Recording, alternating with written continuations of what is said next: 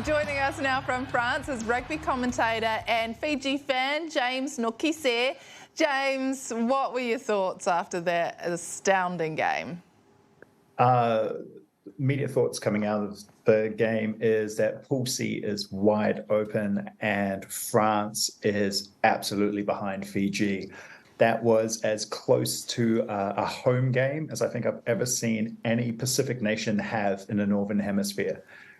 Just thousands and thousands of French people, some with scant knowledge of Fiji or Fijian culture, but doing their best, cheering them on against the Australians. Yeah, you know, I've always really liked the French. Yeah. What was your highlight of the game? That first try, surely?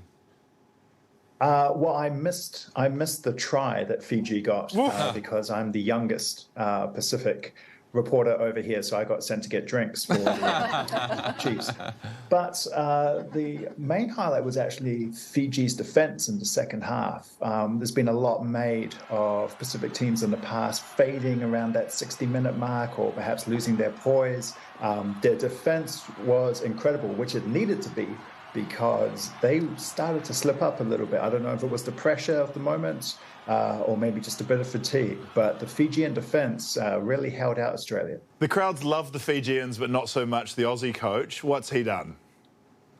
I mean, Eddie Jones has sort of become a panto villain of rugby. It was quite interesting to see the way that every time his picture came up on the big screen, the crowd would boo. You sort of wonder what he'd said about French rugby in the past to elicit that kind of response. But I think what he's done is he's come in with an idea of building up Australia to maybe not pop at this tournament, but sow the seeds to be peaking for the next few tournaments. And that is not necessarily an idea that the Australian sporting media are comfortable with. James, there's a lot of talk about Fiji's chances. How do you think they'll go? Well, look, there is a lot of talk, but I think a lot of people are scared of jinxing it. And that talk, and please don't blame me, Fijian community, if this doesn't happen, is that Fiji could be the Pacific team to break through into the semi-finals. If they did, they would be the first Pacific team to get to that stage of the playoffs. And they would also prove that the pathway that they've built works. Well, thanks for talking to us, James. Can I say you look great for someone who got up very early to talk to us? Oh, you're such a sweet talker, brother. Thank you so much. Hey, kia ora, welcome to the Project on Monday night. Check it out, Marama Davidson's here. Yeah, we're having all the political leaders on our show between now and the election, and Marama, of course, co-leader of the Greens Party. Welcome. Kia ora. You would have been going for Fiji, wouldn't you? I am desperately trying to find some Fijian whakapapa through my sister's children, Miliana and Manutea, who are Fijian. Toso viti toso. Yeah. That was very impressive. Yes. My link to Fiji is even more tenuous than that. I'm just a privileged white dude who went to Fiji a lot in the holidays. So my main connection is the Sheraton Hotel.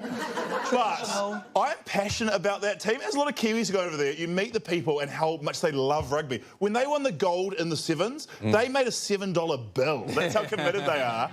And this win is huge. And I literally had misty eyes when our Pacific neighbours got that win. It was huge. Yeah, well, all of Aotearoa is celebrating, and of course Fijians are celebrating. It's so cool. Although the immigration minister in Fiji has warned everyone not to celebrate too hard. He sent out this tweet: wear something blue to work, like the colour of the Fijian flag, but go to work. Buzz spoiler. Yeah, you wouldn't do that to us if you were... Never. No. I'd actually pass a law to say that it's a public holiday for Aotearoa, but only if Fiji wins. Well, there you go, some fresh new Greens policy live here on the project.